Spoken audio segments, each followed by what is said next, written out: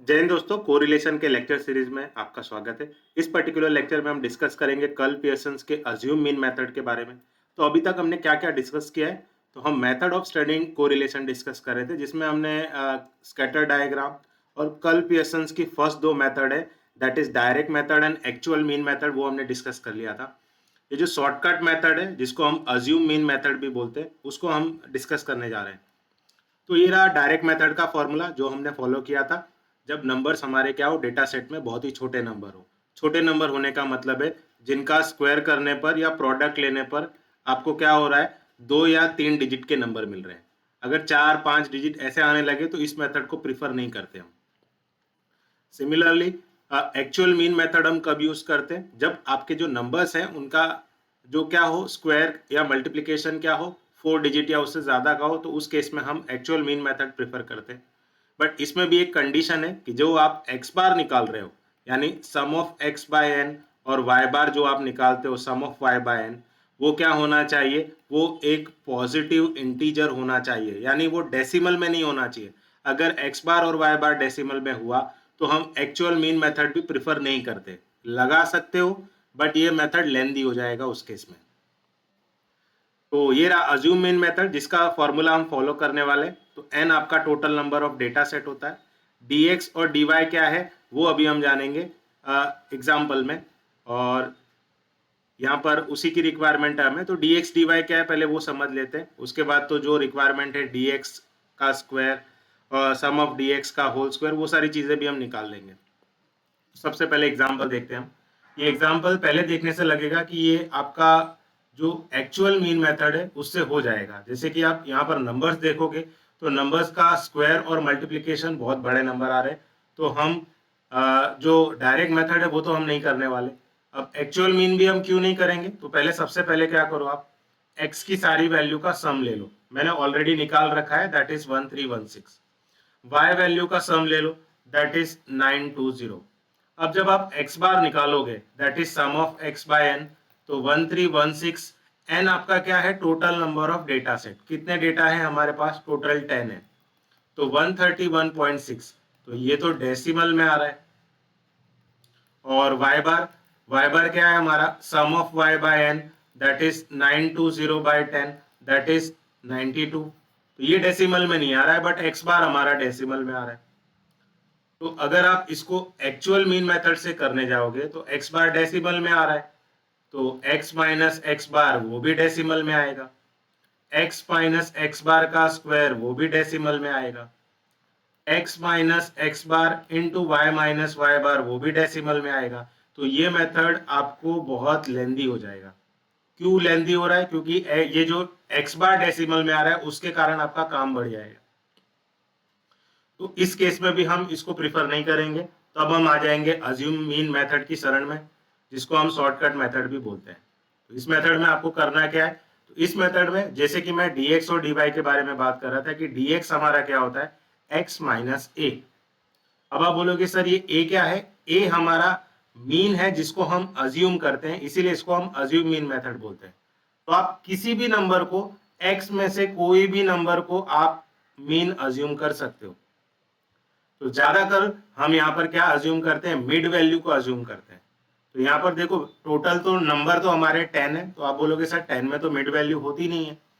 तो 10 में mid value नहीं होती, बट आप चाहो तो किसी को भी ले लो, 132 को ले लो, 135 को भी ले सकते हो, 125 लेना चाहो वो भी ले सकते हो। तो ज्यादातर प्रेफर हम मिड वैल्यू करते हैं। मिड वैल्यू ना मिल रही हो तो आप कोई भी प्रेफर कर लो, तो मैंने 132 को प्रेफर किया है।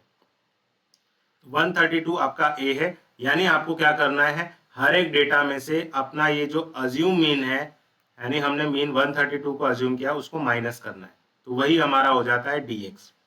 तो 128 है, उसमें से हमारा 132 माइनस करेंगे, तो यहाँ पर क्या आ जाएगा, -3, सॉरी -4। यहाँ पर -4 आएगा। 129 में से भी 132 माइनस करेंगे तो -3 हो जाएगा। 130 में से 132 माइनस करेंगे तो -2 हो जाएगा। तो इस तरह से जब आप माइनस करते जाओगे तो 140 में से 132 माइनस होगा, सो यू विल गेट 8। 0 यहाँ पर आएगा 3। 125 में से 132 माइनस होगा तो -7। यहाँ आएगा -2, यहाँ आएगा 0 और 135 में से 132 माइनस होगा तो यहाँ पर आएगा 3। अब इसी का स्क्वायर चाहिए हमें, तो -4 स्क्वायर यानी 16, -3 स्क्वायर 9, -2 स्क्वायर 4, 64, 0, 9, 49, 409। इनके समेशन भी चाहिए तो वो भी हम साथ में लिखते जाते हैं। तो ये dx वैल्यू की सारी वैल्यूज का सम कितना आ रहा है मैंने पहले से निकाल रखा है, दैट इज -18 नेगेटिव वाला आ रहा है और प्लस में 14 आ रहा है, तो यहाँ पर आपको मिलेगा -4। dx स्क्वायर है उसका अगर आप सम लोगे तो आपको मिलेगा 164। नाउ dy पर जाते हैं हम, तो dy क्या दिया है हमें, y माइनस बी। तो जैसे आपने x डेटा में एक वैल्यू को मीन अज्यूम किया था, वैसे ही आपको y में भी एक वैल्यू को मीन अज्यूम करना है। अब आप बोलोगे सर आपने 132 को a लिया है तो ऑब्वियस सी बात है कि आप 96 को b लोगे। तो ज्यादा कर तो हम यही करते हैं, जिसको हमने a लिया है उसी के सामने वाला ही हम b ले लेते हैं। बट एक चीज मैं बता दूं, अगर आप b किसी और वैल्यू को भी लेना चाहो, मान लो मैं 94 को b लेना चाहता हूँ, a तो मैंने 132 को लिया है बट मैं 94 को b लेना चाहता हूँ, तो आप 94 को भी b लेकर करोगे तो भी आंसर सेम ही आने वाला है। तो आप 96 b लो, 94 b लो, 100 b लो, कुछ भी ले लो b। तो जरूरी नहीं है आपने जिसको a लिया है उसके बाजू वाला ही आपको b लेना है, किसी को भी b ले लो, किसी को भी a ले लो, किसी भी पोजीशन पे a ले लो, किसी भी पोजीशन पे b ले लो, सब केस में आपका आंसर सेम ही आएगा, इस चीज का ध्यान रखना। ठीक है, तो यहाँ तो मैं 96 को ही ले रहा हूँ b, तो मैं हर एक वैल्यू में से y की हर एक वैल्यू में से 96 को माइनस करूंगा, तो 80 माइनस 96 कितना हो जाएगा, -16। 89 माइनस 96 तो ये कितना हो जाएगा, आई थिंक दिस इज 89 में से 96 क्या तो -7 हो जाएगा, तो ये हो गया -7। 90 माइनस 96 तो -6, 95 माइनस 96 तो -1, ये हो जाएगा 0। 94 माइनस 96 तो -2 और फिर से 80 माइनस 96 ये कितना हो जाएगा, -16। 100 माइनस 96 4, 96 माइनस 96 0 और 100 माइनस 96 फिर से मिल जाएगा 4। इसका सम निकाल लो, तो इसकी नेगेटिव वैल्यूज आ रही है -48, पॉजिटिव वैल्यू आ रही है 8, तो इसका आंसर आएगा -40। नाउ इन सब का स्क्वायर करना है, तो 16 का स्क्वायर कितना होता है, 256, -7 का स्क्वायर 49, -6 का स्क्वायर 36, 104 और ये हो जाएगा 256, 16 0 16। तो इन सारी वैल्यूज का भी सम ले लो, dy का स्क्वायर उसका भी सम ले लो, इसका सम आ रहा है हमारा 634। चलो ये भी मिल गया। अब लास्ट वाले ऑप्शन पे जाते हैं, that is dx and dy दोनों के मल्टीप्लीकेशन में। तो ये रहा हमारा dx और ये रहा हमारा dy, तो -4 इंटू -16 तो ये हो जाएगा 64, -3 into -7 that is 21, -2 -6 that is 12, 8 -1 that is -8, 0 times 0 is 0, 3 times -2 is -6, -7 times -16 तो ये हो जाएगा 112, -2 टाइम्स 4 दैट इज -8, यहाँ पर 0 टाइम्स 0 है तो 0 हो गया और 3 टाइम्स 4 ये हो गया 12। अब इसका भी सम चाहिए हमें फॉर्मूले में, तो इसका सम आ रहा है 221 माइनस 22 दैट इज 199।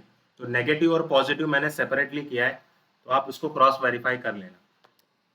चलो हम हमारे फॉर्मूले पे आ जाते हैं। तो इसमें क्या लिखा है, हमें n लिखा है सबसे पहले। तो n क्या होता है, आपका टोटल नंबर ऑफ डेटा। तो हमारे पास टोटल कितने डेटा है, ऐसे आप काउंट करोगे तो टोटल 10 डेटा है, तो आपका n हो गया 10। Now sum of dx dy, तो सम ऑफ dx dy कितना आया है हमारा 199, तो मैं लिख देता हूँ 199 माइनस सम ऑफ dx कितना आया है हमारा, सम ऑफ dx आया है -4, तो मैं लिख देता हूँ -4।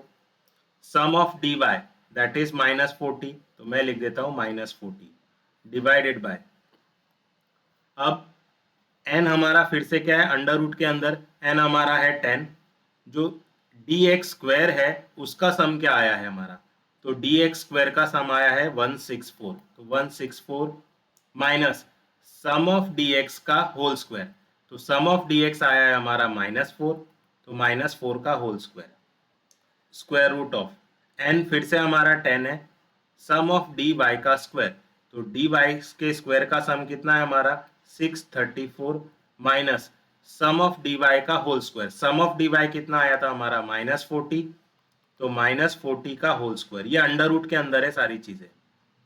इसको जब आप सिंप्लीफाई करोगे तो न्यूमरेटर में आपको मिलेगा 1830 और डिनोमिनेटर में ये मिलेगा आपको square root of 1624 and square root of 4740, और इसको सिंप्लीफाई करोगे सो यू विल गेट 0.6595।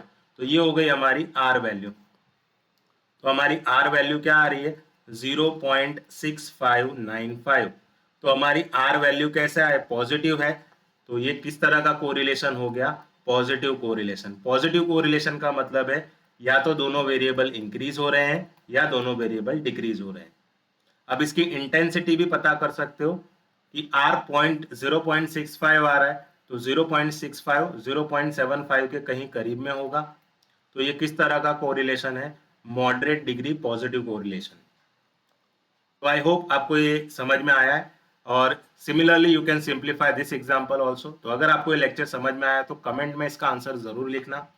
और जैसा कि मैंने आपको बताया था किस सिचुएशन में यूज करना है, जब आपके डेटा सेट बहुत बड़े नंबर हो और x बार और y बार दोनों में से कोई एक या दोनों डेसिमल में आ रहा हो, तो उस केस में हम ये जो अज्यूम मीन मेथड है जिसको हम शॉर्टकट मेथड बोल रहे हैं उसको प्रीफर करेंगे।